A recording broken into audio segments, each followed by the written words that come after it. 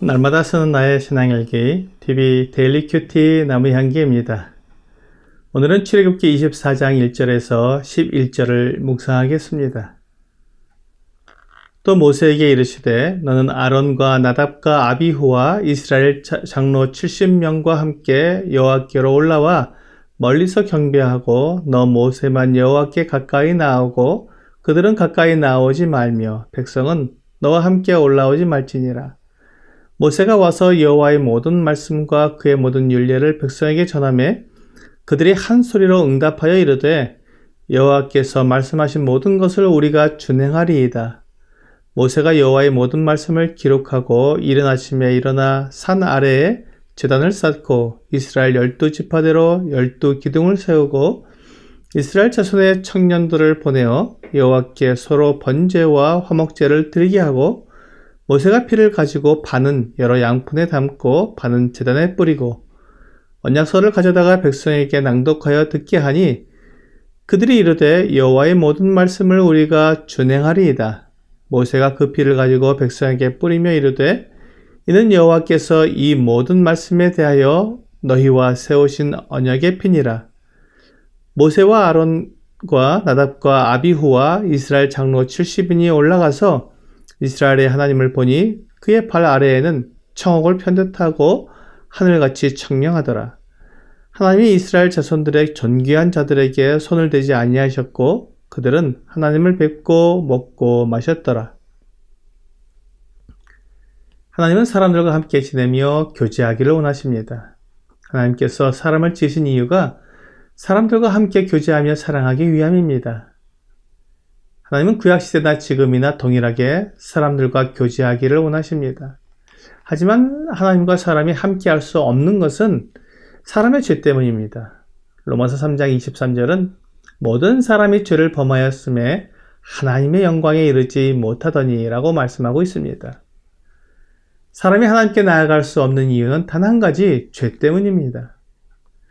이사야 59장 1절과 2절은 여호와의 손이 짧아 구원하지 못하심도 아니요 귀가 둔하여 듣지 못하심도 아니라 오직 너희 죄악이 너희와 너희 하나님 사이를 갈라놓았고 너희 죄가 그의 얼굴을 가리어서 너희에게서 듣지 않으시게 함이니라 라고 말씀하십니다.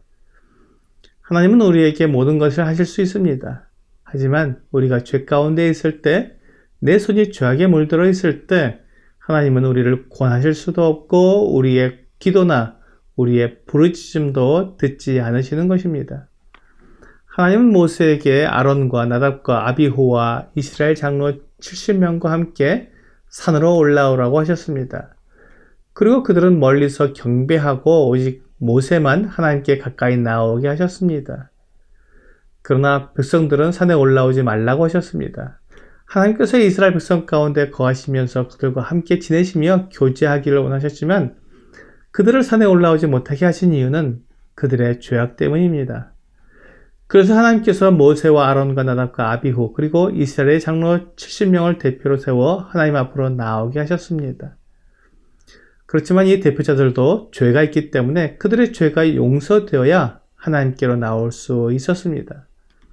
본문 4절과 5절은 모세가 여호와의 모든 말씀을 기록하고 이른 아침에 일어나 산 아래에 제단을 쌓고 이스라엘 12지파대로 12기둥을 세우고 이스라엘 자손의 청년들을 보내어 여호와께 서로 번제와 화목제를 드리게 하고 라고 말씀하고 있습니다. 모세가 이스라엘 백성들의 대표와 함께 하나님 앞에 올라가기 전에 그들의 죄에 대한 제사를 먼저 드리고 있습니다. 모세는 사람의 문제가 무엇인지 정확히 알았던 것입니다. 이제 모세는 그 제물의 피를 받아서 절반은 제단에 뿌리고 하나님의 말씀을 기록한 언약서를 백성들에게 읽어준 후에 나머지 피를 가지고 백성들에게 뿌리며 이는 여호와께서 이 모든 말씀에 대하여 너희와 세우신 언약의 피니라 라고 말했습니다. 이렇게 모세가 이스라엘 백성들을 피로 정결하게 한 후에 이스라엘 대표들과 함께 하나님께로 올라갔습니다. 모세와 함께 하나님께 올라간 이스라엘 대표들은 모두가 다 죄가 있었지만 그들을 피로써 정결케 했기 때문에 하나님께 나아갈 수 있었던 것입니다.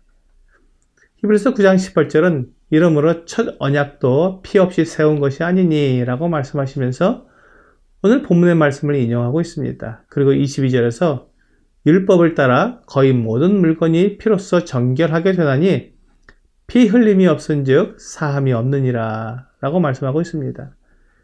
이와 같이 이스라엘 장로들이 하나님 앞에 나아갈 수 있는 것이 피로써 죄 사함을 받았기 때문이었습니다. 하지만 히브리서 10장 4절은 이는 황소와 염소의 피가 능히 죄를 없이 하지 못함이니라 라고 말씀하면서 짐승의 피를 통해 받은 죄 사함은 일시적인 것임을 말하고 있습니다.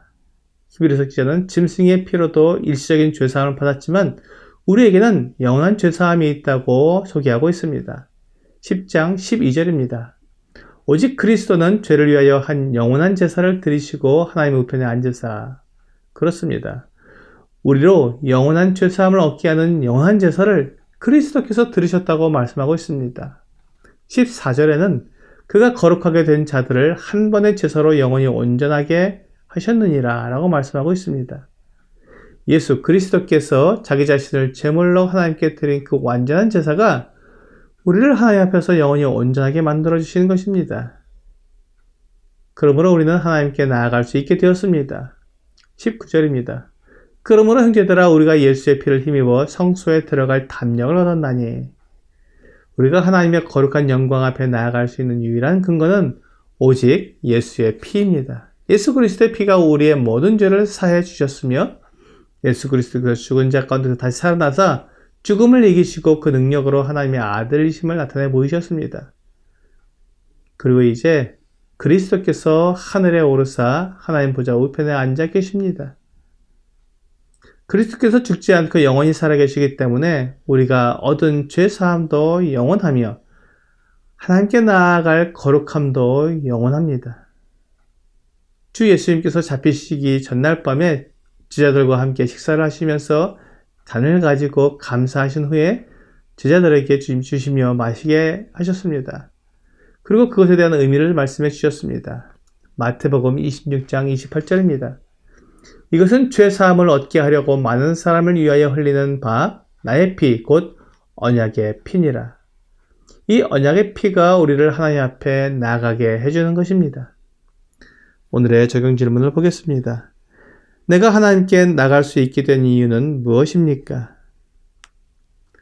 나의 죄가 하나님 앞에 나갈 수 없게 가로막고 있었지만 예수 그리스도의 피가 나의 모든 죄를 용서하심으로 하나님 앞에 나아갈 수 있는 거룩함을 얻게 되었습니다.